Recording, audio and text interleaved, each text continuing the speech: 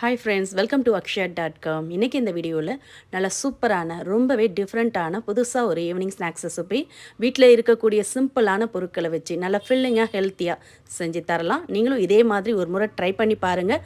கணக்கே இல்லாமல் 10 கூட கேட்டு வாங்கி சாப்பிடுவாங்க.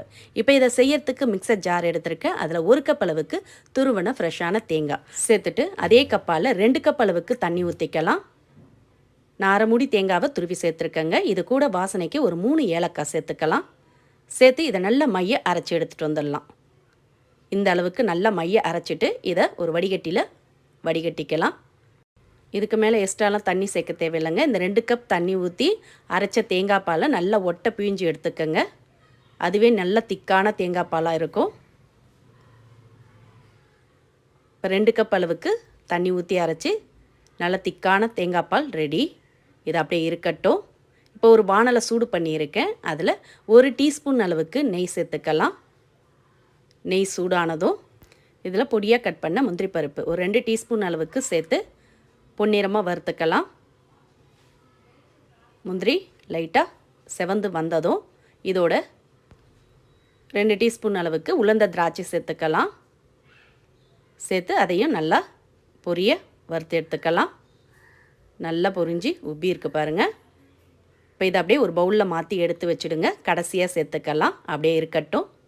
இப்போ அதே வானலில் 1 கப் அளவுக்கு பொடிச்ச வெல்லம் சேர்த்துட்டு நம்ம அரைச்சி வடிகட்டி வச்ச தேங்காய் பாலை ஊற்றிக்கலாம். ஊற்றி அடுப்பை மீடியம் ஃப்ளேமில் வச்சு வெல்லத்தை கரைய வச்சுக்கலாம். இந்த தேங்காய் பாலில் வெல்லம் கரைஞ்சி வரட்டும். கொதிக்கலாம் விட வேணாங்க. லைட்டாக கரைஞ்சி வந்தால் போதும். இப்போ பாருங்கள், தேங்காய் பால்லே வெல்லம் நல்லா கரைஞ்செடுத்து இப்போ அடுப்பு ஆஃப் பண்ணிவிட்டு இதை ஒரு பவுலில் வடிகட்டி எடுத்து வச்சுக்கலாம். அப்படியே இருக்கட்டும். இப்போ ஒரு மிக்சிங் பவுல் எடுத்திருக்கேன். அதில் 1 கப் அளவுக்கு கோதுமை மாவு, அதே கப்பில் 3/4 கப் அளவுக்கு பச்சரிசி மாவு சேர்த்துக்கலாம். எந்த கப்பில் கோதுமை மாவு எடுக்கிறீங்களோ அதே கப்பில் 3/4 கப் அளவுக்கு அரிசி மாவு சேர்த்துக்கங்க. சேர்த்துட்டு ஒரு சிட்டிகை அளவு உப்பு சேர்த்துக்கலாம். கூடவே ஒரு அரை டீஸ்பூன் அளவுக்கு சமையல் சோடா சேர்த்துக்கலாம். சேர்த்து மாவோடு நல்லா கலந்துக்கலாம். கலந்துட்டு இதில் நம்ம தேங்காய் பாலில் கரைய வச்ச வெள்ளைக்கரசலை கொஞ்சம் கொஞ்சமாக சேர்த்து கட்டிகள் இல்லாமல் இது மாதிரி விஸ்கால கலந்துக்கங்க. 1 கப் கோதுமை மாவு 3/4 கப் அரிசி மாவு எடுத்தோம். அதுக்கு 2 கப் அளவுக்கு தேங்காய் பால் சேர்த்திங்கனாலே போதும். எக்ஸ்ட்ரா தண்ணியோ பாலோ எதுவுமே சேர்க்க தேவையில்லை. இப்போ கொஞ்சம் கட்டியாக இருக்குது. மீதம் இருக்க தேங்காய் பாலையும் ஊற்றி நல்லா கட்டிகள் இல்லாமல் கலந்துக்கங்க. இந்த அளவுக்கு நல்லா ஸ்மூத்தாக கலந்துக்கலாம். 2 கப் தேங்காய் பால் சேர்த்ததிலே கரெக்டான பதத்தில் வரும். எக்ஸ்ட்ரா பாலோ தண்ணியை சேர்க்காதீங்க. இப்போ இதோட நம்ம வறுத்து வச்ச முந்திரி திராட்சையை சேர்த்துக்கலாம். மொத்தமாக சேர்த்துடாமல் பாதி அளவுக்கு மட்டும் சேர்த்துடுங்க. பாதி அளவை லாஸ்ட்டாக கார்னிஷ்க்கு சேர்த்துக்கலாம். அப்படியே இருக்கட்டும். இப்போ இதை மட்டும் சேர்த்து மாவோட கலந்துக்கலாம்.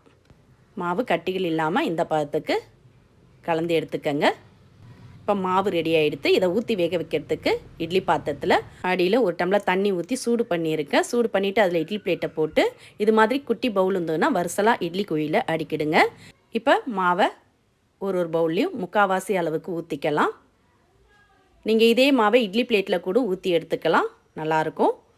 நான் கொஞ்சம் பவுலில் ஊற்றி எடுத்தேன்னா எல்லாம் ஒரே ஷேப்பாக பார்க்க நல்லா இருக்குமேன்னு நான் குட்டி குட்டி பவுலில் அடுக்கி அதில் மாவு ஃபில் பண்ணுறேன்.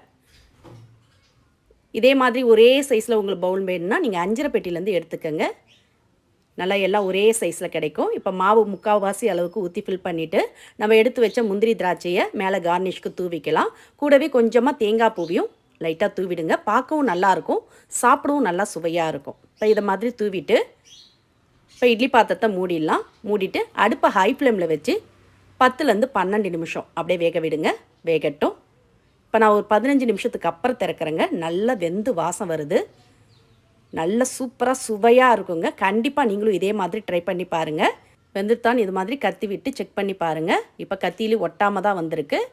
இப்போ இது எல்லாத்தையும் எடுத்து வெளியே வச்சு லைட்டாக ஆறின பிறகு எடுத்திங்கன்னா ஈஸியாக வரும். பாருங்கள், இது மாதிரி எல்லாத்தையுமே எடுத்து வெளியே வச்சுட்டேன்.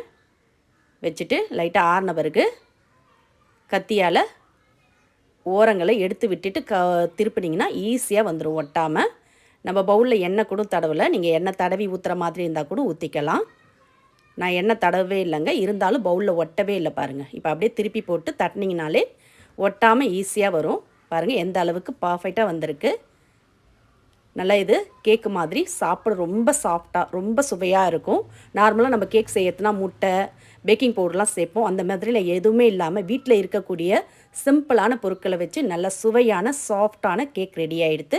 மாலை நேரத்தில் டீ காஃபியோட சுட சுட ஒன்று சாப்பிட்டாலே வயிறு ஃபில் ஆகிடும். அதிக எண்ணெயில் பொரிச்ச ஸ்நாக்ஸ் ஐட்டமாக தராமல் இது மாதிரி ஹெல்த்தியாக ஃபில்லிங்காக நீங்களும் செஞ்சு கொடுங்க.